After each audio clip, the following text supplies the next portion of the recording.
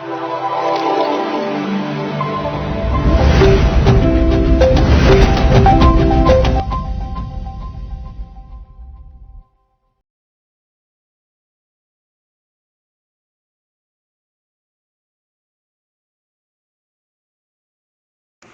നാഗരിക ചരിത്രമെത്തിയ ജയ് swine പറയുന്നത് പുതിയ രാഷ്ട്രീയ പ്രബുദ്ധതയും ദേശീയതയുമാണ് നവോത്ഥാനമെന്നാണ്.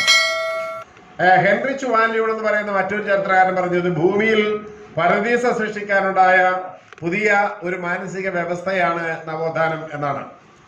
വിൽ ഡുറാന്റ് ആണ് റിനൈസാൻസിനെ കുറിച്ച് ഏറ്റവും ഉജ്ജ്വലമായ പുസ്തകം എഴുതിയിട്ടുള്ള 9 വോളിയങ്ങളുള്ള അതിബൃഹത്തായ ഒരു പുസ്തകം. വിൽ ഡുറാന്റ് ആണ് റിനൈസാൻസ് റിഫോർമേഷൻ അതുപോലെ തന്നെ ഉള്ള കാര്യങ്ങളെ കുറിച്ച് അദ്ദേഹം പറയുന്നത് ജീർണിച്ച വ്യക്തിത്വത്തിൽ നിന്നും ദേശീയ അടിമത്വത്തിൽ നിന്നും ധാർമ്മിക ശൂന്യതയിൽ നിന്നുണ്ടായ വിമോചനമാണ് നവോത്ഥാനം എന്നാണ്. ഞാൻ അദ്ദേഹം വലിയൊരു പുസ്തകമുണ്ട്, ആ പുസ്തകത്തിലെ സമ്മപ്പെയ്ത എന്ന് പറയാണ് ജീർണിച്ച വർണ്ണ വ്യക്തിത്വത്തിൽ നിന്നും ദേശീയ അടിമത്വത്തിൽ നിന്നും ധാർമ്മിക ശൂന്യതയിൽ നിന്നും ഉണ്ടായ വിമോചനമാണ് നവോത്ഥാനം എന്ന് പറയുന്നത്.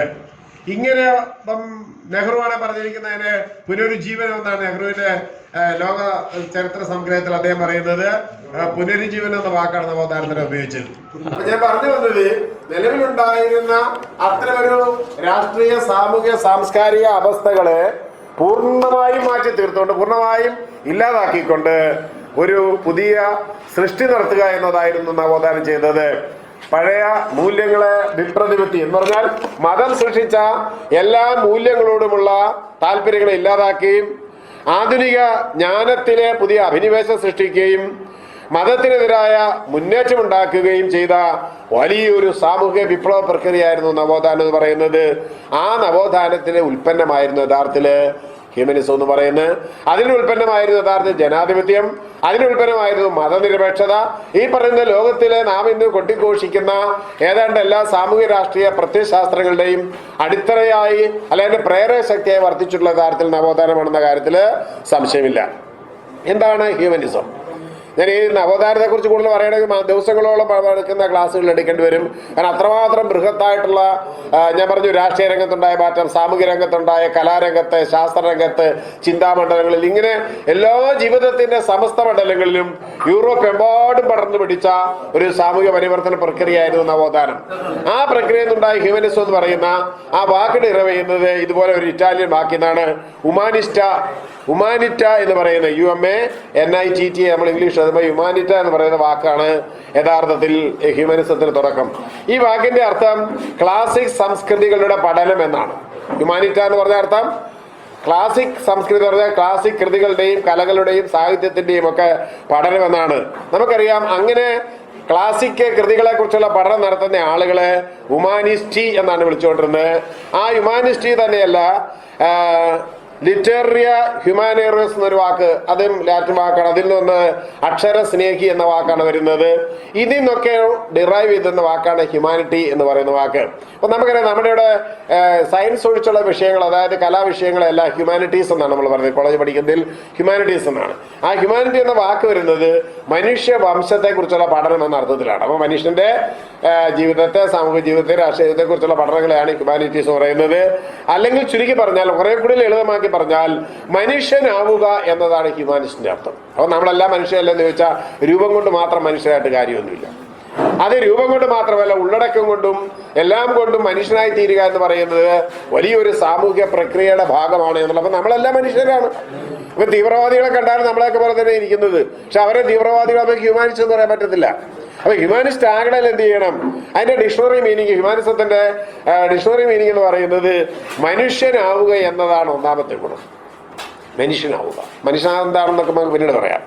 മനുഷ്യ ദർശനങ്ങളുടെയും പ്രകൃതിയുടെയും അടിത്തറയിലുള്ള ചിന്താ പദ്ധതി, ദാറ്റ് മീൻസ് ഒരു ധാർമ്മിക സ്വഭാവ രൂപീകരണം എന്നുള്ളതാണ്. ഏതൊരു പശ്ചാത്തലത്തിലായിരിക്കും? ദർശനങ്ങളുടെയും പ്രകൃതിയുടെയും അടിത്തറയിലുള്ള ഒരു നൂതന ചിന്താ പദ്ധതിയെയാണ് യഥാർത്ഥത്തിൽ ഈ പറയുന്ന ഹ്യൂമാനിസം എന്നതുകൊണ്ട് ഉദ്ദേശിക്കുന്നത്. അത് ഒരു വിഷയ പഠനം അല്ലെങ്കിൽ പഠന വിഷയം എന്ന രീതിയിൽ മാത്രമല്ല, അതൊരു സാംസ്കാരികമായ മതേതര പ്രസ്ഥാനമായി വികസിക്കാത്തുള്ളൂ. അപ്പൊ ഞാനതാ പറഞ്ഞത്, മനുഷ്യനാവുക എന്ന് പറഞ്ഞു കഴിഞ്ഞാൽ എല്ലാവരെയും കണ്ടാൽ മനുഷ്യരാണ്, എല്ലാവരും രൂപത്തിൽ മനുഷ്യരാണ് എന്നതുകൊണ്ട് അർത്ഥമില്ല. അവനൊരു സാംസ്കാരിക മതേതര പ്രസ്ഥാനത്തിന്റെ വക്താവായി മാറുക എന്നുള്ളതാണ് പ്രശ്നം. എന്ന് പറഞ്ഞാൽ മനുഷ്യ സ്നേഹിയാണ് നമ്മൾ സ്ഥിരം പറയുന്ന പോലെ മനുഷ്യനാകണം അങ്ങനത്തെ വർത്തമാനം പറഞ്ഞിട്ട് കാര്യമില്ല. എന്തായിരിക്കണം അവന്റെ കണ്ടന്റ്, എന്തായിരിക്കണം, അതിന്റെ ഉള്ളടക്കം എന്തായിരിക്കണം എന്നുള്ളത് വളരെ പ്രധാനപ്പെട്ട ഒരു കാര്യമാണ്. ഹ്യൂമാനിസത്തെ കുറിച്ച് ഒരു വലിയ പുസ്തകം എഴുതിയിട്ടുള്ള കോർലിസ് ലെമന്റ് എന്ന് പറയുന്ന ആളാണ്. കോർലിസ് ലെമന്റ് ഈ ഹ്യൂമാനിസത്തെ എങ്ങനെയാണ് പറയുന്നത്? സത്തയിൽ നിന്ന് എന്ന് പറഞ്ഞാൽ മനുഷ്യനിൽ വിശ്വസിക്കുക, മനുഷ്യനാണ് സ്വന്തം ജീവിതത്തിന്റെ വിധികർത്താവ്, അവന്റെ ഒരു പൊതു നീതി ഉണ്ടാവണം, ഒരു പൊതുധർമ്മം ഉണ്ടാകണം. ആ പൊതുധർമ്മം എന്ന് പറയുന്നത് വ്യക്തിയുടെ നീതിയായിരിക്കണം.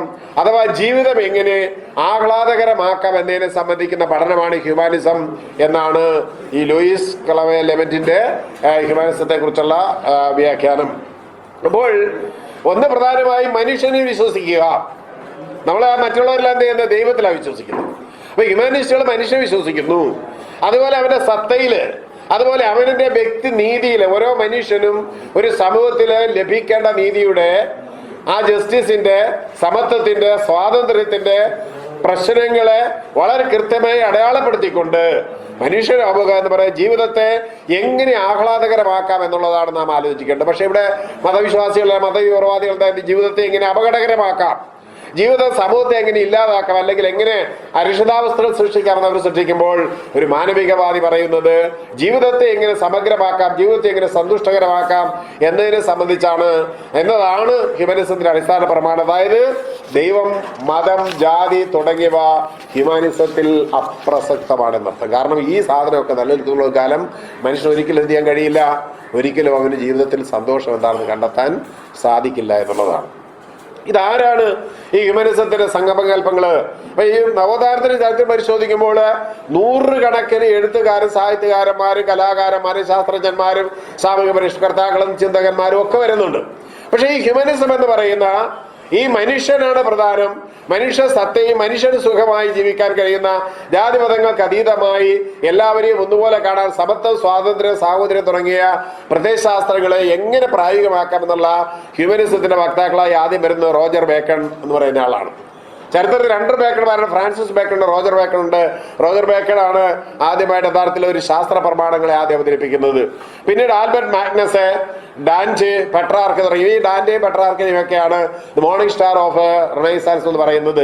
കാരണം ലോകത്തിലെ പുതിയ ചിന്തയുടെ, മനുഷ്യ ചിന്തയുടെ, കാരണം നമ്മളീ പറയുമ്പോൾ ഈ 12ാം 13ാം നൂറ്റാണ്ട് വരെ എന്ന് പറയാൻ മനുഷ്യനെന്നൊരു ചിന്ത ലോകത്താരുണ്ടായിരുന്നില്ല, മതം എന്നൊരു ചിന്ത മാത്രം ഉണ്ടായിരുന്നു. മതം എന്ന ചിന്തയ്ക്ക് അപ്പുറത്തേക്ക് മനുഷ്യൻ എന്ന് പറയുന്ന സത്താപൂർണമായൊരു ജീവിതത്തെ, അല്ലെ രൂപത്തെ, അവന്റെ ഉള്ളടക്കത്തെ, അന്തസ്സത്തെ അവതരിപ്പിക്കുക എന്നുള്ള പ്രധാനപ്പെട്ട ഒരു കാര്യമാണ്.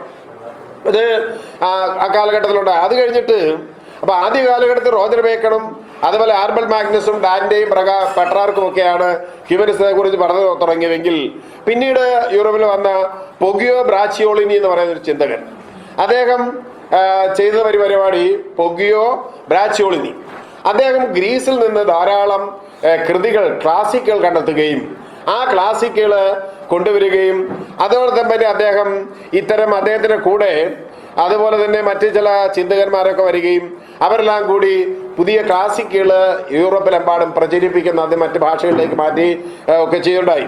ഇതിനിടയിൽ ചരിത്രത്തിൽ നടന്നൊരു സംഭവം, കോൺസ്റ്റാന്റിനോപ്പിൾ തകർച്ചയോടുകൂടി, കോൺസ്റ്റാന്റിനോപ്പിൾ നിങ്ങൾക്കറിയാം തുർക്കികൾ പിടിച്ചെടുത്ത 1450 ആ സംഭവമാണ് ലോക ചരിത്രത്തെ മാറ്റി തീർത്തൊരു വലിയ കാലമാണ്.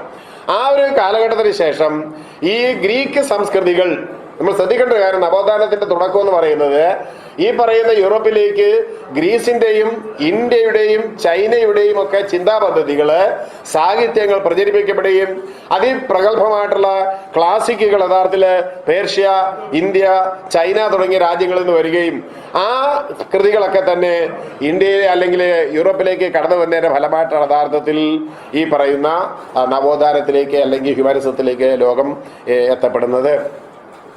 അതിന് കാരണമായത് ഈ ക്ലാസിക്കൽ ഞാൻ പറഞ്ഞ പോലെ പൊഗിയോ ബ്രാച്ചിയോളിനിയൊക്കെ കൃതികൾ കൊണ്ടുവന്നപ്പോൾ ആ കൃതികളെയും അത്തരം കലകളെയും സാഹിത്യത്തെയും ഒക്കെ വളർത്തുവാന് അന്ന് ഫ്ലോറൻസിലെ ലോറൻസോ മെഡിച്ചി എന്ന് പറയുന്ന ഒരു രാജാവ് ഉണ്ടായിരുന്നു.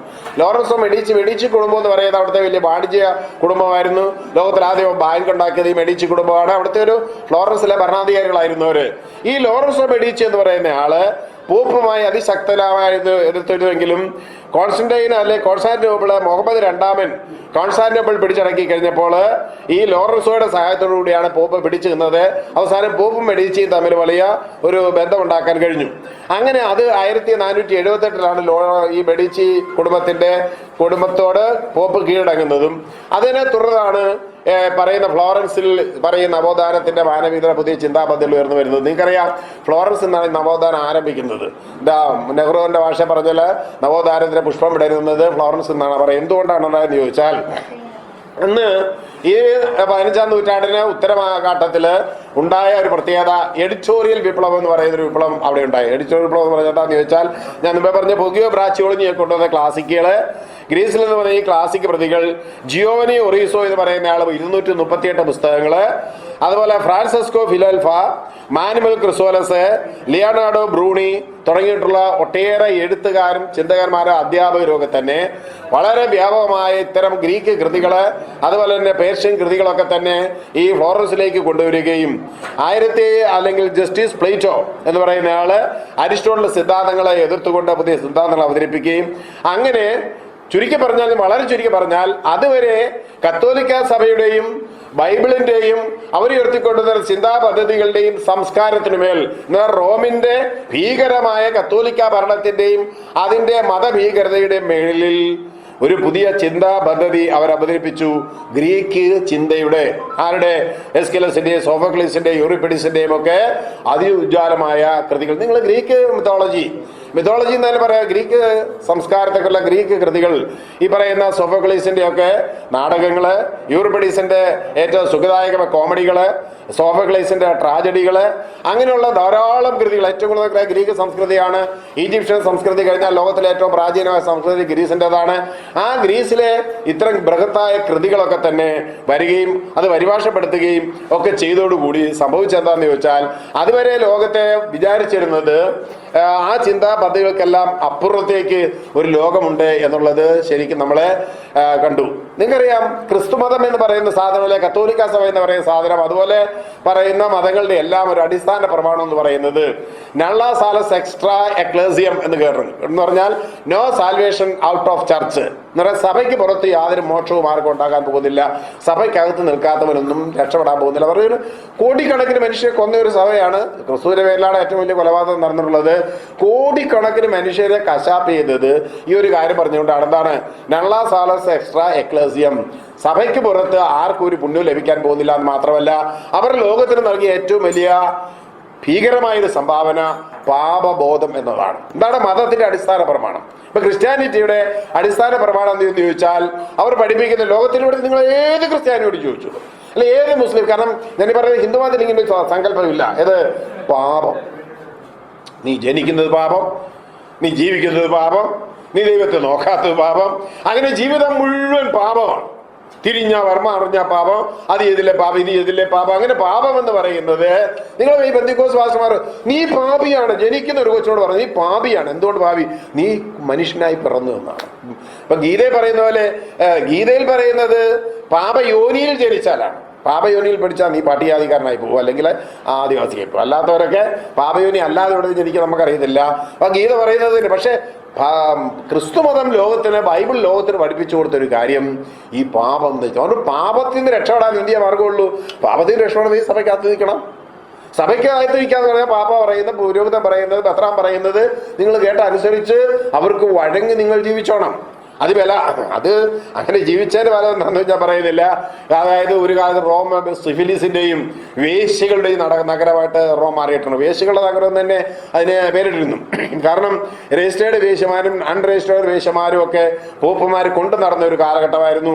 ഈ പാപബോധത്തെ അവർ വർദ്ധിപ്പിച്ച ഒരു കാലത്ത്. അതിന്റെ വിശദാംശങ്ങളിലേക്ക് പോകാൻ ഇപ്പം നമുക്ക് സമയമില്ല.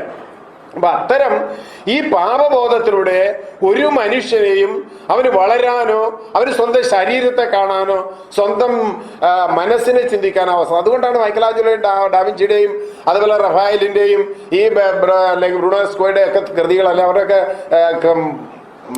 എന്താണ് അവരുടെയൊക്കെ ചിത്രങ്ങൾ നിങ്ങൾ കാണണം. അവർ വരച്ച ചിത്രങ്ങൾ, ആ വരച്ച ചിത്രങ്ങളിലെല്ലാം മനുഷ്യന്റെ എക്സ്പോഷറാണ്. ഞാൻ പലപ്പോഴും ചോദിച്ചിട്ടുണ്ട് എന്താ ഈ ചിത്രങ്ങൾക്ക് ഇത്ര പ്രാധാന്യം എന്ന് ചോദിച്ചാൽ, ഇപ്പൊ ഡേവിഡ് എന്ന് പറയുന്ന ഒരു പ്രതിമയുണ്ട് മൈക്കൽ, വളരെ പ്രസിദ്ധമായ ഒരു പ്രതിമ ഉണ്ട്. ആ ഡേവിഡ് പൂർണ്ണ നഗ്നനായ ഒരു ചിത്രമാണ്, അല്ലെ ഒരു പ്രതിമയാണ്. എന്താണെന്ന് ചോദിച്ചാൽ, അപ്പൊ നിങ്ങൾ ഈ പൂർണ്ണ നഗ്നനായ ഒരു ശില്പം ഉണ്ടാക്കി വെച്ചിട്ട് എന്താ പ്രയോജനം എന്ന് ചോദിച്ചാൽ, അതുവരെ അതിന്റെ അർത്ഥം എന്താണെന്ന് ചോദിച്ചാൽ, അതുവരെ ഒരാണും അവന്റെ ശരീരം കണ്ടിട്ടില്ലായിരുന്നു. അതാ കാര്യം. ഒരു പെണ്ണും അവന് സ്വന്തം ശരീരം പോലും കാണാൻ, സ്വന്തം ശരീരം മറ്റൊരാളെ കാണിക്കാൻ ഈ പാപം സമ്മതിക്കത്തില്ല. കാരണം എന്താണ്?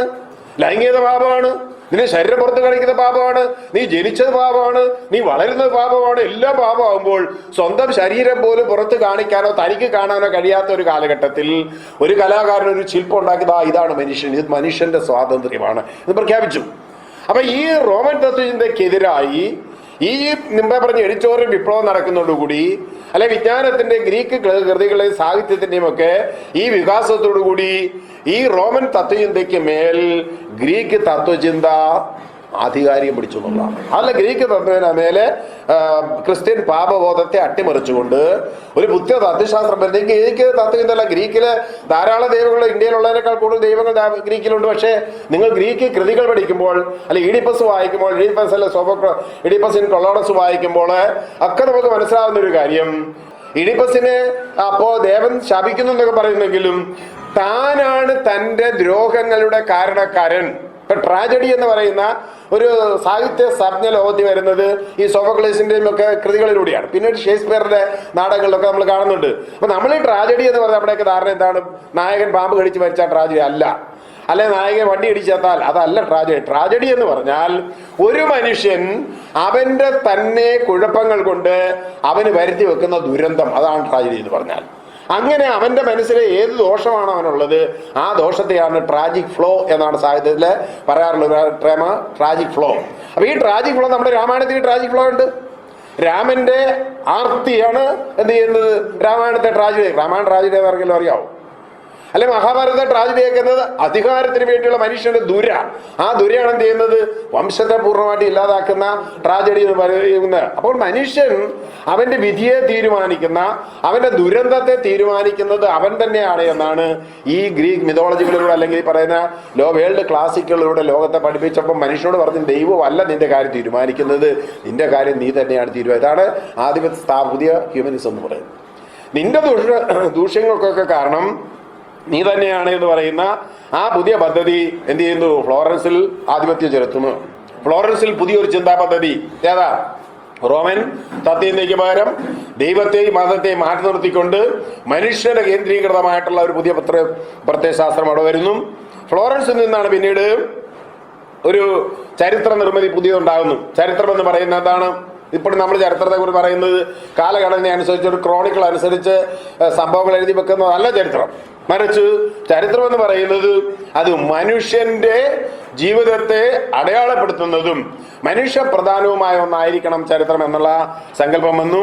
അങ്ങനെ ഫ്ലോറൻസിലെ ഇറ്റാലിക്ക് പെട്രാർക്കിന്റെയും ബൊക്കാച്ചിയുടെയും ചിന്തകള് അങ്ങനെ ലോകത്തിൽ ഒരു പുതിയ ചിന്താ പദ്ധതി, ഒരറിവിന്റെ പുതിയ പദ്ധതി ഉണർന്നു വന്നു. അതിനെയാണ് എൻലൈറ്റൻമെന്റ് അല്ലെ ജ്ഞാനോദയം എന്ന് പറയുന്നത്. നമ്മുടെ ജ്ഞാനോദയ യുക്തിവാദികളെന്നൊക്കെ നമ്മളെ കളിയാക്കുന്ന ചില ആളുകളുണ്ട്, അവരിത് പഠിക്കാത്തതുകൊണ്ട് അത് അവരെ നമ്മൾ എതിർത്തിട്ട് കാര്യമില്ല. അപ്പൊ ലോകത്തിൽ ഞാൻ പറഞ്ഞല്ലോ ഈ പദ്ധതി, ഈ ചിന്താ പദ്ധതി ലോകത്തിൽ ആദ്യം അവതരിപ്പിക്കൂടെ എഡിറ്റോറിയൽ വിപ്ലവത്തിൽ തുടർന്ന് ഈ ക്ലാസിക്കുള്ള പഠനത്തെ തുടർന്ന് ലോകത്തിൽ ഹ്യൂമനിസത്തിന്റെ പഠനം വരുന്നു. ശാസ്ത്രരംഗത്ത്, സാമൂഹിക രംഗത്ത്, സാംസ്കാരിക രംഗത്ത് ധാരാളം കൃതികൾ വരുന്നു. ധാരാളം എഴുത്തുകാരോ ചിത്രകാരന്മാരൊക്കെ വരുന്നു. അങ്ങനെ അതെല്ലാം കൂടി ഉണ്ടായിട്ടുള്ള ഒരു സാമൂഹിക പരിവർത്തന പ്രക്രിയയാണ് ജ്ഞാനോദയം അല്ലെങ്കിൽ എൻലൈറ്റൻമെന്റ് എന്ന് പറഞ്ഞത്.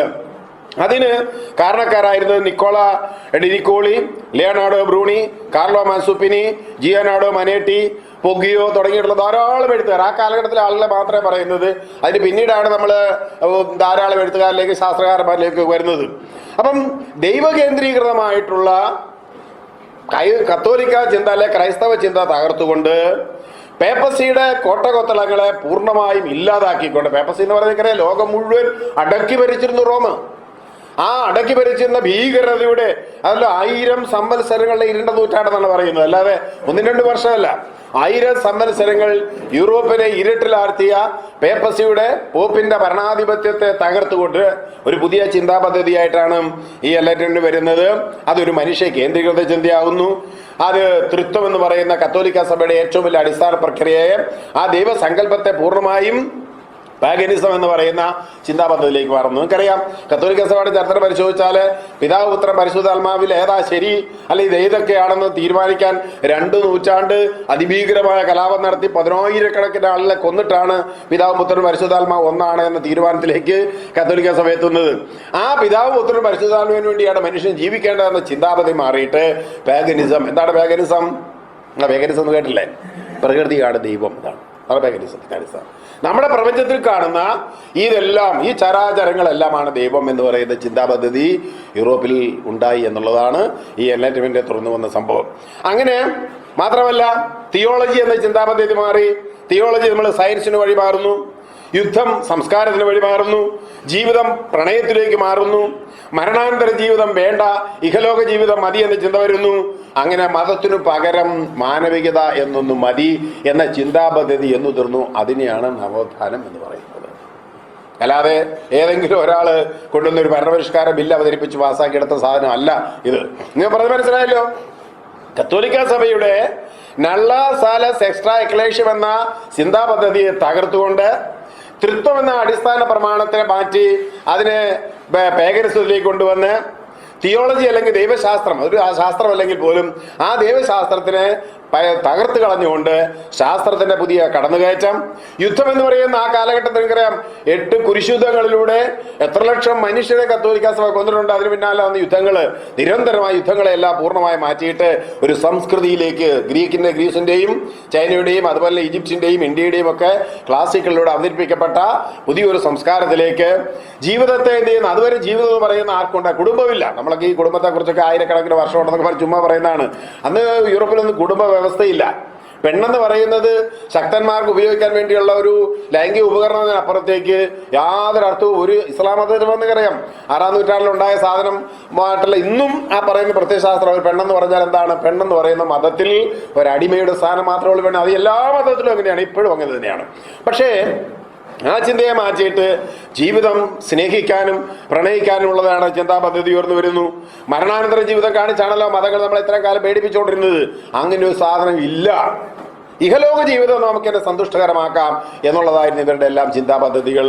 അത് ആ കാലഘട്ടത്തിലുണ്ടായ സാഹിത്യകൃതികൾ വായിച്ച് നമുക്ക് കൃത്യമായിട്ട് മനസ്സിലാക്കാൻ കഴിയും. അങ്ങനെ മതം വേണ്ട, മതത്തിനു പകരം മനുഷ്യന് വേണ്ടത് മാനവികതയാണ് എന്ന പ്രത്യയശാസ്ത്രത്തെ ആണ് യഥാർത്ഥത്തിൽ നവോത്ഥാനം എന്ന പേരിൽ പറയുന്നത്. ഇങ്ങനെ മലയാളത്തിൽ ഒരുത്തരും ഒരു പുസ്തകം എഴുതിയിട്ടില്ല. അത് മാത്രമല്ല, മലയാളത്തിൽ നവോത്ഥാനത്തെ കുറിച്ച് പറയുന്നത് മുഴുവൻ അബദ്ധം പിടിച്ച കുറെ വ്യാഖ്യാനങ്ങളാണ് നമ്മുടെ പണ്ഡിതന്മാർ എഴുതി വെച്ചിരിക്കുന്നത്. അപ്പൊ ഇങ്ങനെ അതാൻ്റെ ഒരു ചരിത്രപരമായൊരു വസ്തുത പറയുന്നത്. ആ ചരിത്രപരമായ കാലഘട്ടത്തിന് ശേഷം ഇപ്പൊ എന്താണ് ഹ്യൂമനിസം എന്ന് ഞാൻ പറഞ്ഞത്. ഹ്യൂമനിസം ഡിറൈവ് ചെയ്ത് എങ്ങനെയാണ് വന്നത്? ആ ഹ്യൂമനിസത്തിന്റെ ദർശനങ്ങൾ എന്തൊക്കെയാണ്? എന്താണ് ഹ്യൂമനിസം എന്നതുകൊണ്ട് നമ്മൾ ഉദ്ദേശിക്കുന്നത്? നമ്മളൊക്കെ പറയുമ്പോഴും നമ്മൾ മാനുഷികത എന്താണ് ഈ മാനുഷികത എന്ന് പറയുന്ന സാധനം ചോദിക്കണ്ടേ? അതിന്റെ ദർശനങ്ങൾ പ്രകൃത്യാതീതമായ ഒരു പ്രതിഭാസം ലോകത്തിലില്ല. പ്രത്യേകമായിട്ടുള്ള ഒരു സത്താശാസ്ത്രവും പ്രപഞ്ചത്തിലില്ല. പ്രപഞ്ചം എന്ന് പറഞ്ഞാൽ പറഞ്ഞിരിക്കുന്നത് നിങ്ങൾ ഇങ്ങനെയൊക്കെ ജീവിക്കണമെന്ന് പ്രപഞ്ചം നമ്മളോടൊന്നും പറഞ്ഞിട്ടില്ല. അങ്ങനെ പ്രകൃത്യാതീതമായ ഒരു ശക്തി നമ്മളെ നിയന്ത്രിക്കാനില്ല. അതാണ് മാനവികതയുടെ ഒന്നാമത്തെ ദർശനം. മരണാനന്തരം ഒരു ജീവിതമില്ല, അത് രണ്ടാമത്തെ ദർശനം. ഞാൻ വിശദീകരിക്കേണ്ട കാര്യമില്ല. ശാസ്ത്രത്തിലൂടെയും യുക്തിചിന്തയിലൂടെയും ലോകത്തിലെ എല്ലാ പ്രശ്നങ്ങളും പരിഹരിക്കാൻ കഴിയും. അതാണ് എൻ്റെ മൂന്നാമത്തെ ദർശനം. എന്ന് പറഞ്ഞാൽ ജീവിതത്തിലെ പ്രശ്നങ്ങളല്ലേ ഉണ്ട്, ബുദ്ധിമുട്ടുകളല്ലേ ഉണ്ട്. ഏത് പ്രശ്നങ്ങൾക്കും പരിഹാരം പറയാൻ എന്തിനു കഴിയും? ശാസ്ത്രത്തിന് കഴിയും, അല്ലെങ്കിൽ തത്വചിന്തയ്ക്ക് കഴിയും, അല്ല യുക്തിചിന്തയ്ക്ക് കഴിയും. അതാണ് എൻ്റെ മൂന്നാമത്തെ പ്രമാണം. നാലാമത്തേത്, മനുഷ്യനാണ് അവന്റെ വിധിയുടെ കർത്താവ്. വേറെ ഒന്ന് മനസ്സിലാൽ, ഒരു എക്സ്റ്റേണൽ ഫോഴ്സ്, ഒരു ബാഹ്യശക്തിയോ ഒരു അതീത ശക്തിയോ നമ്മളെ നിയന്ത്രിക്കാനില്ല. നമ്മുടെ കാര്യങ്ങൾ നിശ്ചയിക്കുന്നത് നമ്മൾ തന്നെയാണ്. പിന്നെ മറ്റൊന്ന്, വംശം, മതം, വിശ്വാസം എന്നിവയ്ക്ക് അതീതമായി മനുഷ്യന് വേണ്ടത് സ്വാതന്ത്ര്യം, പുരോഗതി, സമത്വം എന്നിവയാണ്.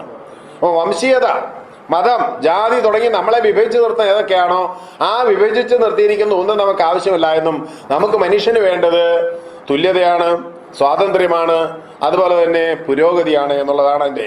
ആറാമത്തേത്, നമ്മുടെ മാനവിക ലക്ഷ്യം ഒരു വ്യക്തിയുടെ വികാസമാണ്. സമൂഹത്തിന് മാത്രമല്ല, ഒരു വ്യക്തിയുടെ വികാസമാണ്. അതുപോലെ മറ്റൊന്ന്, പ്രകൃതിയെ നമുക്ക് ആസ്വദിക്കാനുള്ളതാണ്. ആസ്വദിക്കാൻ, ചൂഷണം ചെയ്യാനല്ല, പ്രകൃതിയെ നമുക്ക് ആസ്വദിക്കാൻ, നമ്മുടെ ജീവിതത്തെ സന്തുഷ്ടകരമാക്കാനുള്ളതാണ്. മനുഷ്യന് അന്തസ്സ് നൽകുന്ന ഒരു ഭരണപ്രക്രിയ ഉണ്ടെങ്കിൽ അത് ജനാധിപത്യമാണ്. ജനാധിപത്യ വ്യവസ്ഥയിൽ മാത്രമേ മനുഷ്യന്റെ അന്തസ്സിനെ കാത്തു സൂക്ഷിക്കാൻ പറ്റുകയുള്ളൂ. അതുപോലെ ആവിഷ്കാര സ്വാതന്ത്ര്യമുള്ള ഒരു മനുഷ്യ സമൂഹം ഉണ്ടാകണം. ഇതാണ് മറ്റൊന്ന്. പത്താമത്തേത്, പരമമായ ഒരു സത്യമില്ല, ആത്യന്തികമായ ഒരു അബ്സല്യൂട്ട് ട്രൂത്ത് നമ്മൾ പറയുന്നത്. അതാണല്ലോ ദൈവവിശ്വാസമുള്ള എല്ലാ അബ്സല്യൂട്ടും എല്ലാം അവിടെ കൊണ്ടുവച്ചിരിക്കുക. കാലാനുസരണമായി, ശാസ്ത്രത്തിന്റെ വികാസത്തിനനുസൃതമായി, തത്വചിന്തയുടെ വളർച്ചയ്ക്കനുസൃതമായി കാലാകാലങ്ങളിൽ ലോകം മാറിക്കൊണ്ടിരിക്കും. അല്ലാതെ ആത്യന്തികമായ അബ്സല്യൂട്ടായിട്ടുള്ള ട്രൂത്ത് ഇല്ല എന്നാണ് പറയുന്നത്. ഇനി എന്തൊക്കെയായിരിക്കണം മാനവികതയുടെ സിദ്ധാന്തങ്ങൾ? മറ്റേതതിൻ്റെ പ്രമാണങ്ങളല്ല, അതിൻ്റെ ദർശനങ്ങളാണ്. എന്തൊക്കെയായിരിക്കണം മാനവികതയുടെ അല്ലെങ്കിൽ ഹ്യൂമനിസത്തിന്റെ സിദ്ധാന്തങ്ങൾ? ഒന്ന്, മനുഷ്യ കേന്ദ്രീകൃതമായിരിക്കണം മാനവികത. നമ്മൾ പറഞ്ഞാൽ ഇപ്പം നമുക്ക് ഇതുവരെ പറഞ്ഞത്, ഇപ്പം നിങ്ങളൊരു മതവിശ്വാസിയോട് ചോദിച്ചു കഴിഞ്ഞാൽ അവൻ ആദ്യം പറയുന്നത് ദൈവത്തെക്കുറിച്ചും പള്ളിയെക്കുറിച്ചും പട്ടക്കാരെക്കുറിച്ചും അതിൻ്റെ അധികാരങ്ങളെക്കുറിച്ചും ഒക്കെ ആയിരിക്കും. നമുക്ക് അങ്ങനെ ഒരു പ്രശ്നമേ ഇല്ല. നമ്മൾ പറയുന്നു മനുഷ്യ കേന്ദ്രീകൃതമായിരിക്കണം എന്ന് പറഞ്ഞാൽ മനുഷ്യൻ എന്ന് പറയുന്ന ഒരു സാധ്യതയാണ്. മനുഷ്യനെ കൊണ്ട് സ്വയം നിർവചിക്കാൻ കഴിയുന്നതാണ്. നമുക്ക് എത്ര പരിമിതികളുണ്ടെങ്കിലും എത്ര അപരിമിതമുണ്ടായാലെങ്കിലും നമുക്ക് നമ്മുടെ കാര്യങ്ങൾ നിശ്ചയിക്കാൻ കഴിയും എന്ന് പറയുന്ന ആ ഒരു ആത്മബോധമുള്ള തൻ്റെ ഇടമുണ്ടല്ലോ, ആ തൻ്റെ ഇടമാണ് മാനവികതയുടെ ഒന്നാമത്തെ പ്രശ്നം. അല്ല, നമ്മുടെ കഴിവുകളെ മറ്റൊരാൾ വരുത്തി വെക്കുന്നതാണ്, മറ്റൊരു വിധിയാണ്, അല്ലെങ്കിൽ മറ്റാരോ ചെയ്തതിന്റെ കുഴപ്പമാണ്, കൂടോത്രം കൊണ്ട് വന്നാണ്, അല്ലെ ദൈവവിശ്വാസം ഇല്ലാത്തതുകൊണ്ടും, അങ്ങനെയൊന്നുമല്ല. മനുഷ്യനാണ് അവന്റെ കാര്യങ്ങൾ തീരുമാനിക്കുന്നത്. മനുഷ്യ കേന്ദ്രീകൃതമായ ഒരു ചിന്താ പദ്ധതിയാണ് മാനവികത എന്ന് പറയുന്നത്. മറ്റൊന്ന്, ഒരു മനുഷ്യന്റെ അന്തസ്സ് തീരുമാനിക്കുന്നത് അവന്റെ സ്വാതന്ത്ര്യമാണ്. ഇതൊക്കെ നമ്മൾ എപ്പോഴും കേട്ടുള്ള കാര്യമാണെങ്കിലും നിങ്ങൾ ആളുകൾ ചിലർ പറയാറുണ്ട്, മനുഷ്യന്റെ ആവശ്യം എന്താണ്? ആഹാരം, വസ്ത്രം, പാർപ്പിടം, അല്ലേ? നമ്മൾ പറഞ്ഞു ഇത്രയും കാലം നമ്മളെ പഠിപ്പിച്ച ആഹാരം, വസ്ത്രം നിങ്ങൾ ഒരു മുറിയിലിട്ടാൽ നിങ്ങൾ എത്ര ദിവസം കിടക്കും അതിനകത്ത്? ആഹാരവും വസ്ത്രവും എല്ലാം തന്നെ നിങ്ങൾക്ക് 3 നേരം ബിരിയാണി തരും, എല്ലാ സൗകര്യവും തരും, വേണ്ട വസ്ത്രമൊക്കെ തരും, മുറിക്കാതെ പുറത്തിറങ്ങാൻ പറ്റത്തില്ല എന്ന് പറഞ്ഞാൽ നിങ്ങൾ എത്ര ദിവസം കിടക്കും? നിങ്ങൾ 1 ദിവസം കിടക്കും, 2 ദിവസം കിടക്കും, 3-ാം ദിവസം നിങ്ങൾ എന്നാ പറയും? എനിക്കിതൊന്നും അല്ല പ്രധാനം. എന്താണ് മനുഷ്യന് ആഹാരം പോലെ പ്രധാനമാണ് അവന്റെ സ്വാതന്ത്ര്യം. നമുക്കില്ലാത്തതും ഏതാണ്? സ്വാതന്ത്ര്യം എന്ന് പറഞ്ഞാൽ നമുക്ക് മതത്തിൽ നിന്ന് വിട്ടുപോകാൻ പറ്റില്ല, ജാതിയിൽ നിന്ന് വിട്ടുപോകാൻ പറ്റത്തില്ല, കുടുംബത്തിൽ നിന്ന് വിട്ടുപോകാൻ പറ്റത്തില്ല. നമ്മളെ ഇങ്ങനെ നാനാവശ്യങ്ങൾ ഇല്ലാത്ത ചരടുകൾ കൊണ്ട് നമ്മളെ കെട്ടിവെച്ചിരിക്കുകയാണ്. നിങ്ങളുടെ ഇഷ്ടമനുസരിച്ച് നിങ്ങൾക്ക് സഞ്ചരിക്കാൻ അവകാശമുണ്ടോ? ഉണ്ടോ? കേരളത്തിൽ നിങ്ങൾക്ക് ഇഷ്ടം സഞ്ചരിക്കാൻ അവകാശമുണ്ടോ? വൈകുന്നേരം അല്ലേ, പകലിറങ്ങാൻ പറ്റിയാലും പെണ്ണുങ്ങൾക്ക്, പിന്നല്ലേ സന്ധ്യ കഴിഞ്ഞിറങ്ങാം. അപ്പം സ്വാതന്ത്ര്യം എന്ന് പറയുന്നത് ആര് കൽപ്പിച്ചവരുടെ ഒരു സാധനമല്ല. മനുഷ്യൻ അടിസ്ഥാനപരമായ സ്വതന്ത്രനായി ജനിക്കുന്ന ഒരു വ്യക്തിയാണ്. അത് അനുഭവിക്കുന്നത് അന്തസ് അവനെ അനുഭവിക്കുന്നുണ്ടെങ്കിൽ സ്വന്തം പ്രവൃത്തിയുടെ ദോഷം അവനെ അനുഭവിക്കാം. അല്ലാതെ ഒരു പ്രകൃത്യാതീത ശക്തിക്കും നമ്മളുടെ മേൽ ഒന്നും ചെയ്യാൻ കഴിയില്ല. അപ്പൊ സ്വാതന്ത്ര്യം എന്നത് പരമമാണ് എന്ന് മാനവികത നമ്മളെ ബോധ്യപ്പെടുത്തുന്നു. മറ്റൊന്ന്, ഇത് നമ്മുടെ മാത്രം പ്രശ്നമല്ല എന്ന് പറഞ്ഞാൽ എനിക്ക് എൻ്റെ ഇഷ്ടം പോലെ ചെയ്യാമെന്നില്ല. പൊതു സാഹോദര്യം വളരെ പ്രധാനമാണ്. ഞാൻ എൻ്റെ ഇഷ്ടമനുസരിച്ച് ചെയ്യുക എന്ന് പറയുമ്പോൾ അതൊരു പൊതു സമൂഹത്തിനെ ബാധിക്കുന്നതാകരുത്, അവർക്ക് ദോഷമാകുന്നതാവരുത്. അപ്പം പൊതുസമൂഹത്തിന്റെ സാഹോദര്യം അല്ലെ പൊതു സാഹോദര്യവും സമത്വവും ഞാൻ എന്നെ എപ്രകാരം കാണുന്നുവോ ആ പ്രകാരം തന്നെ ആ സമൂഹത്തിലെ മുഴുവൻ വ്യക്തികളെയും നമുക്ക് എങ്ങനെ കാണാൻ പറ്റണം. അപ്പൊ സംഘർഷമില്ല. അല്ല, ഞാൻ എൻ്റെ ഇഷ്ടം പോലെ ചെയ്യും. അത് നമുക്കറിയാം, നിയമത്തിലൊക്കെ പറയുന്നത് എൻ്റെ സ്വാതന്ത്ര്യം എന്ന് പറയുന്നത് എൻ്റെ കൈ നീട്ടം എന്ന് പറയുന്നത് മറ്റൊരുത്തന്നെ മൂക്കിനെ മുട്ടാതെ നീട്ടാൻ നമുക്ക് അവകാശമുള്ളൂ. കാരണം നമ്മുടെ ഏത് സ്വാതന്ത്ര്യവും മറ്റൊരാളുടെ അസ്വാതന്ത്ര്യമാകാൻ പാടില്ല. പൊതു സാമൂഹ്യ നന്മ എന്ന് പറയുന്നത് മാനവികവാദിയുടെ ഏറ്റവും പ്രധാനപ്പെട്ട കാര്യമായിരിക്കണം. നൈതികമായിട്ടുള്ള എനിക്കുള്ള എല്ലാ അവകാശവും, എൻ്റെ സ്വാതന്ത്ര്യം പോലെ, എൻ്റെ ചിന്താപദ്ധതി പോലെ, എൻ്റെ പ്രതിബദ്ധത പോലെ മറ്റെല്ലാവർക്കും ആ സ്വാതന്ത്ര്യമുണ്ട് എന്നും എല്ലാവർക്കും ആ സമത്വം അനുഭവിക്കാനുള്ള അവകാശമുണ്ട് എന്നും ബോധ്യപ്പെടുമ്പോഴാണ് ആ പൊതു നന്മയിലേക്ക് മാനവികതാവാദം ചെന്നെത്തുന്നത്. നമ്മൾ ഓരോരുത്തരും സ്വയം പരിശോധിച്ചാൽ നമ്മുടെ ഉണ്ടെങ്കിൽ നമ്മൾ മാനവികതാവാദിയാണ്. അതുപോലെ മാനവിക പുരോഗതി, അടുത്ത നമ്മുടെ സമൂഹത്തിന്റെ പങ്കാളിത്തം മാത്രം പോരാ, സമൂഹത്തിന് പുറകോട്ട് പോകാൻ പറ്റും, സമൂഹം എപ്പോഴും മുന്നോട്ടേ പോകാൻ പറ്റത്തുള്ളൂ. അങ്ങോട്ട് മുന്നോട്ട് പോകുമ്പോൾ ആ സാമൂഹിക വികാസ പ്രക്രിയയിൽ നമുക്ക് എന്തൊക്കെ ചെയ്യാൻ കഴിയും? ആ സാമൂഹിക വികാസ പ്രക്രിയയിൽ ഇന്ന് തടസ്സം നിൽക്കുന്ന ഏതൊക്കെയാണ് നമ്മുടെ നാട്ടില്? നമ്മുടെ സമൂഹത്തിന്റെ മുന്നോട്ടുള്ള വളർച്ചയിൽ നിന്ന് തടസ്സം നിൽക്കുന്നത് ഒന്ന് ജാതിയാണ്, വംശീയത, അല്ലേ? ഈ ജാതി മാത്രമല്ല, ഉപജാതിയുണ്ട്, മതമുണ്ട്, സമുദായമുണ്ട്, സഭയുണ്ട്, ലിംഗമുണ്ട്, ഇല്ല, ഇതെല്ലാം നമ്മളെ തടസ്സപ്പെടുത്തിയിരിക്കുന്നു. പെണ്ണായതുകൊണ്ട് അവർക്ക് ഇന്ന കാര്യങ്ങൾ ചെയ്യാൻ പാടില്ല, ആണായതുകൊണ്ട് ഇന്ന കാര്യങ്ങൾ ചെയ്യാം, അല്ലേ? അല്ലെങ്കിൽ ഇന്ന ജാതിയിൽപ്പെട്ട ആൾക്ക് ഇന്ന പ്രത്യേക അവകാശമുണ്ട്, അല്ലെ ഇന്ന ഉപജാതിക്കാരന് പ്രത്യേകത, ഇതൊന്നുമില്ല. മാനവികതാ ചിന്തയിൽ ഈ പറയുന്ന ഒന്നും നമ്മളെ നേരിട്ട് ബാധിക്കുന്ന ഒന്നല്ല. അടുത്തത് അത്തരം ഒരു സാമൂഹിക വികാസത്തിലേക്ക് നമ്മളെ കൊണ്ടെത്തിക്കുക എന്നുള്ളതാണ് മാനവികത പറയുന്നത്. മറ്റൊന്ന് സ്നേഹം എന്നതാണ്. പ്രപഞ്ചത്തിലെ ജീവിതത്തെ പൂർണ്ണമായും നമ്മളെ സ്വാധീനിക്കുന്നത്, ജീവിതത്തെ പൂർണ്ണമായും മാറ്റി തീർക്കുന്നത് സ്നേഹം അല്ലെങ്കിൽ പ്രണയം എന്നതാണ്. പക്ഷെ അതേക്കുറിച്ച് നമുക്കിവിടെ നമ്മുടെ ഏതെങ്കിലും രാഷ്ട്രീയ പ്രസ്ഥാനത്തിൻ്റെ പ്രത്യയശാസ്ത്രത്തിൽ ഇതേക്കുറിച്ച് പറയുന്നുണ്ടോ? ഏതെങ്കിലും രാഷ്ട്രീയ പാർട്ടിയുടെയോ സാമൂഹിക സംഘടനയുടെയോ ഒക്കെ കാര്യത്തിൽ മനുഷ്യരെല്ലാവരും സ്നേഹിക്കാൻ കഴിയും. മനുഷ്യർ മതങ്ങളിലൊക്കെ ഉള്ളത് ചുമ്മാ പറയുന്നത് കേട്ടോ. അപ്പം സ്നേഹം എന്ന് പറയുന്നത് നമ്മുടെ ജീവിതത്തെ സാർത്ഥകമാക്കുന്നത്, നമ്മുടെ ജീവിതത്തെ സമ്പൂർണ്ണമാക്കുന്നത് നമ്മളിൽ സ്നേഹം നിറയുമ്പോഴും നാം സ്നേഹം പങ്കിടുമ്പോഴും നമ്മൾ മറ്റുള്ളവർ സ്നേഹിക്കുമ്പോഴുമാണ് നമുക്ക് ആ പറയുന്ന പൂർണ്ണത ജീവിതത്തിൽ ലഭിക്കുന്നത്. അതുകൊണ്ട് സ്നേഹം അല്ലെങ്കിൽ സ്നേഹാധിഷ്ഠിതമായ ജീവിത ഐക്യം എന്ന് പറയുന്നത് ജീവിതത്തിലെ ഏറ്റവും പ്രധാനം. നമുക്കൊക്കെ നഷ്ടപ്പെട്ടു പോകുന്ന സാധനം, എനിക്ക് വ്യക്തിപരമായിട്ട് അറിയാവുന്ന കാര്യങ്ങൾ ധാരാളം. നമ്മളൊക്കെ ജീവിതത്തിൽ യുക്തിവാദികളാണ്, മാനവികത പറയുമ്പോഴും നമ്മൾ മറ്റുള്ളവരെ ആ തരത്തിൽ പരിഗണിക്കാൻ നമ്മൾ പലപ്പോഴും തയ്യാറാവുന്നില്ല. കുടുംബത്തിനുള്ളിലായാലും കുടുംബത്തിന് പുറത്തായാലും അത്തരം ഒരു സ്നേഹാധിഷ്ഠിതമായ താല്പര്യത്തിന് പകരം വിദ്വേഷാധിഷ്ഠിതമായിട്ടുള്ള പ്രചാര വേലകളാണ് ഇപ്പോഴും പലരും നടത്തിക്കൊണ്ട്. യുക്തിവാദികളാണെന്ന് പറയുന്ന പലരും തന്നെ ഇത്തരം വിദ്വേഷപരമായിട്ട് യുക്തിവാദം. എങ്ങനെ യുക്തിവാദം ഉദ്ദേശപരമാവുന്നു? സ്നേഹാധിഷ്ഠിതമാണ് മാനവികതയെങ്കിൽ, സ്നേഹം എല്ലാവർക്കും നൽകുന്ന അല്ലെ വിധിച്ചു നൽകാൻ കഴിയുന്ന ഒരു അവസ്ഥയാണെങ്കിൽ എങ്ങനെയാണ് യുക്തിക്ക് വിദ്വേഷ പ്രചാരണം നടത്തുന്നത്? ഒരു വിദ്വേഷ പ്രചാരണം നടത്തുന്ന ആരെങ്കിലും ഉണ്ടെങ്കിൽ അയാൾ യുക്തിവാദി അല്ല. അയാൾക്ക് അങ്ങനെ ഒരു യുക്തിവാദിക്ക് വിദ്വേഷ പ്രചരണം നടത്താനോ സ്നേഹബദ്ധത്തിന് വിരുദ്ധമായിട്ടുള്ള നിലപാടുകൾ എടുക്കാനോ കഴിയില്ല എന്നത് മാനവികതയുടെ അടിസ്ഥാനമാണ്. മറ്റൊന്നും ശാസ്ത്രീയ നേട്ടങ്ങളെ അംഗീകരിക്കുക. കാലാകാലങ്ങളിൽ ശാസ്ത്രമാണ് നമ്മുടെ സമൂഹത്തെ മുന്നോട്ട് കൊണ്ടുവന്ന കാര്യത്തിൽ അത് സംശയമില്ല, യുക്തിവാദികൾക്കാർക്ക് സംശയമില്ല. ലോകത്തിൽ ശാസ്ത്രം ഉണ്ടാക്കിയ നേട്ടങ്ങൾ മാത്രമേ നമ്മുടെ നേട്ടങ്ങളായി നമ്മുടെ പരിഷ്കാരങ്ങളിലേക്കും നമ്മളെ പറയുന്ന ശിലായുഗത്തിൽ നമ്മളിത് പറയാം ആധുനിക സൈബർ യുഗത്തിലേക്ക് നമ്മളെ എത്തിച്ചിരിക്കുന്ന നമ്മുടെ ജീവിതത്തിൻ്റെ എല്ലാ പരിഷ്കാരങ്ങളെയും സ്വാധീനിച്ചുള്ള ശാസ്ത്രമാണ്. ആ ശാസ്ത്രമായ നേട്ടങ്ങളെ അംഗീകരിക്കുക എന്ന് പറയുമ്പം ഇവിടെ ഒരു വേറൊരു പ്രശ്നം കൂടെ ഉണ്ട്. നമ്മുടെ ജൈവിക ചോദനകൾക്കെതിരായി വരുന്ന ശാസ്ത്ര പദ്ധതികൾ, ഇപ്പം പുതിയ നമ്മുടെ ആർട്ടിഫിഷ്യൽ ഇൻ്റലിജൻസിൻ്റെ കാലമാണ്. മറ്റേ സൈബർ കാലഘട്ടത്തിലെ ഹ്യൂമനോയിഡുകളുടെ റോബോട്ടുകളുടെ കാലമാണ്. പക്ഷേ ഇതിനകത്ത് ഒത്തിരി ധാർമ്മിക പ്രശ്നങ്ങൾ ഉയർന്നു വന്നിട്ടുണ്ട്. ഇപ്പം നമുക്ക് ഏറ്റവും ഉദാഹരണം, നമ്മൾക്ക് കയ്യിലിരിക്കുന്ന മൊബൈല് അനന്ത സാധ്യതയിലുള്ള പുതിയ കണ്ടുപിടുത്തങ്ങൾ നമ്മളുണ്ട്. പക്ഷെ നമ്മൾ ഈ സാധ്യതകളെല്ലാം ഉപയോഗിക്കുന്നത് എന്തിനാണ്? നല്ല ശതമാനം ആൾക്കാർ ഉപയോഗിക്കുന്നത് ഇത് മറ്റുള്ളവരെ ആക്ഷേപിക്കാൻ വേണ്ടിയിട്ടുള്ള, അല്ലെ അവഹേളിക്കാൻ, അല്ലെങ്കിൽ സൈബർ ക്രൈംസിന്, അല്ലെ പെണ്ണുങ്ങൾക്ക് നമുക്ക് ഏറ്റവും അറിയാവുന്ന ഒരു കാര്യമാണ്. ഏതെങ്കിലും സ്ത്രീകളുടെ ഒരു പടം ഇട്ടേച്ച് എന്തെങ്കിലും കമന്റ് ഇട്ട് അതിന്റെ ചോട്ടി വരുന്ന പുരുഷ വികാസരികളുടെ കമന്റ് കണ്ടാൽ മതി, അത്ര ആഭാസകരമായ രീതിയിൽ. അപ്പൊ നമ്മുടെ ഈ നേട്ടം നമ്മൾ ഗുണപരമായിട്ടല്ല, അതിലൂടെ എന്തെല്ലാം തട്ടിപ്പ് നടത്താം, അതിലൂടെ എന്തെല്ലാം ഹാക്ക് ചെയ്യാം, അതിലൂടെ മറ്റുള്ളവരെ എങ്ങനെ ഉപദ്രവിക്കാം, എങ്ങനെ പണപ്പിരിവ് നടത്താം എന്നൊക്കെ നമ്മൾ ചിന്തിക്കുന്നത്. പക്ഷേ ലോകത്തിൽ ശാസ്ത്രത്തിന്റെ നേട്ടങ്ങളൊക്കെ എന്താ പറയുക, സമൂഹത്തെ മുന്നോട്ട് നയിക്കാൻ വേണ്ടിയിട്ടുള്ള മാനവികവാദിയുടെ ശാസ്ത്രം എപ്പോഴും സമൂഹത്തെ മുന്നോട്ട് നയിക്കാനുള്ളതായിരിക്കണം.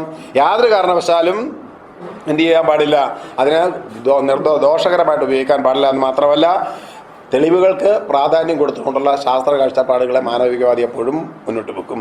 മറ്റൊന്ന്, ഈ പറയുന്ന മാനവികത, നമ്മൾ ഈ മാനവികതയെക്കുറിച്ച് ഇപ്പം ഇത്ര അടിസ്ഥാനപരമാണ് പറയുമ്പോഴും ഈ മാനവികത എന്ന് പറയുന്നത് പരിണാമാത്മകമാണ്. കാരണം ലോകം തന്നെ എവല്യൂഷണറിയാണ്. ലോകത്തിലെ എല്ലാ കാഴ്ചപ്പാടുകളും എല്ലാ ചിന്താ പദ്ധതികളും പരിണാമാത്മകമാണ്. എന്നാൽ മാറിക്കൊണ്ടിരിക്കുന്നതാണ് എപ്പോഴും. അപ്പം മാറിക്കൊണ്ടിരിക്കുന്ന കാലത്തിനനുസരിച്ച്, അതിൻ്റെ പ്രയോഗത്തിനനുസരിച്ച് പുതിയ പുതിയ വഴികൾ കണ്ടെത്തുവാനും പുതിയ പുതിയ സമഗ്രമായ ചിന്താ പദ്ധതികൾ രൂപീകരിക്കാനും അങ്ങനെ ജീവിതത്തെ സമഗ്രമായി പരിഷ്കരിക്കാനുള്ള ബോധം ആർക്കുണ്ടാവണം? ഒരു മാനവവാദിക്കുണ്ടാവണം. അതായത് ഞാൻ മാറത്തില്ല, നിങ്ങളൊക്കെ ഞാൻ ഇങ്ങനെ പോകത്തുള്ളൂ എന്നൊന്നും പറഞ്ഞിട്ട് കാര്യം. നമ്മൾ അങ്ങനെ ഒരിക്കലും സമൂഹത്തിൽ പോകാൻ പറ്റത്തില്ല. സമൂഹം നിരന്തരമായി മാറിക്കൊണ്ടിരിക്കുമ്പോൾ നമ്മളും ആ കാലത്തിലൊത്ത് മാറണം. അങ്ങനെ പരിണാമാത്മകമായ ഒരു ചിന്താ പദ്ധതിയാണ് മാനവികയുടെ പ്രത്യയശാസ്ത്രം. അല്ലാതെ നമ്മളെടുത്ത ഞാൻ പിടിച്ച മുയലിന് 3 കൊമ്പ് എന്നുള്ള ചിന്താ പദ്ധതി ഒരു മാനവികവാദിക്ക് ഒരിക്കലും ശരിയല്ല. ഒട്ടേറെ പ്രശ്നങ്ങൾ നമ്മുടെ മുന്നിൽ വരും. കുടുംബ പ്രശ്നമായാലും സാമൂഹിക പ്രശ്നങ്ങൾ, രാഷ്ട്രീയ പ്രശ്നങ്ങൾ വരുമ്പോൾ അതിൽ ഏതാണ് ശരിയെന്ന് നമ്മൾ കണ്ടെത്തുന്നത് ശാസ്ത്രീയ അടിത്തറയിലാണ്, നമ്മുടെ തത്വചിന്തയുടെ അടിസ്ഥാനത്തിലാണ്. അങ്ങനെ സമൂഹത്തിന്റെ മാറ്റ പ്രക്രിയയിൽ പങ്കെടുക്കുക എന്ന് പറയുന്നതാണ് യഥാർത്ഥത്തിലൊരു മാനവവാദി ചെയ്യേണ്ടത്. പിന്നെ അവസാനത്തേത്, ഭാവി ജീവിതത്തിന്റെ അർത്ഥം എന്തായിരിക്കണം? നമ്മുടെ ജീവിതം, അല്ല നമ്മൾ എന്തിനാ ജീവിക്കുന്നത്? എപ്പോഴും നമ്മൾ ചോദിക്കാറല്ലേ, എന്തിനാ നമ്മൾ ജീവിക്കുന്നേ? ജനിച്ചുകൊണ്ട് ജീവിക്കുന്നു അല്ലേ? ചിലരാണെങ്കിൽ ജീവിതം മുഴുവൻ ദുരന്തങ്ങളാണ്, ചിലർക്കാണ് ജീവിതം മുഴുവൻ കഷ്ടപ്പാടാണ്, അല്ലെങ്കിൽ ചിലർക്കാണ് ജീവിതം മുഴുവൻ ഉത്തരവാദിത്തങ്ങളാണ് അല്ലേ? ഇതൊക്കെ ശരിയാണ്. പക്ഷേ ജീവിതത്തിന്റെ അർത്ഥം എന്താണ്? മനുഷ്യന്റെ ജീവിതത്തിന്റെ ആദ്യത്തെ ലക്ഷ്യം അവന്റെ ജീവിത സാക്ഷാത്കാരം. അവന്റെ ജീവിതത്തിലെ ലക്ഷ്യം എന്താണ്? മുമ്പ് നമ്മൾ പറഞ്ഞു കഴിഞ്ഞാൽ എന്താണ് നമ്മുടെ ജീവിതത്തിലെ ലക്ഷ്യം? സന്തോഷകരമായി ജീവിക്കുക. ഈ കരയാൻ വേണ്ടി മാത്രം ഒരു ജീവിതം വേണോ നമുക്ക്? ചില സിനിമകളിലൊക്കെ കാണുന്ന പോലെ കരയാൻ വേണ്ടി മാത്രമുള്ള ജീവിതം സന്തുഷ്ടകരമാക്കുക. ആ സന്തുഷ്ടകരമാക്കാൻ വേണ്ടി മെച്ചപ്പെട്ട ഒരു ജീവിതത്തിലേക്ക് എത്താൻ വേണ്ടിയുള്ള പ്രയാണമാണ് മാനവികത നമ്മൾ പറയുന്നത്. അത് വരണമെങ്കിൽ എന്ത് ചെയ്യണം? നമ്മൾ മാത്രം നന്നായിട്ട് കാര്യമില്ല, ഒരു മാനവിക സംസ്കാരത്തെ നമ്മൾ വളർത്തിയെടുക്കണം. ലോകത്തിലെ ജനാധിപത്യത്തെ പൂർണ്ണ അർത്ഥത്തിൽ കൊണ്ടുവരണം. ലോക സമാധാനം ഉണ്ടാവണം. അതിനേക്കാൾ പ്രധാനം നമ്മുടെയൊക്കെ ജീവിതത്തിലെ പുതിയ ഉന്നത ജീവിത നിലവാരം ഉണ്ടാകണം.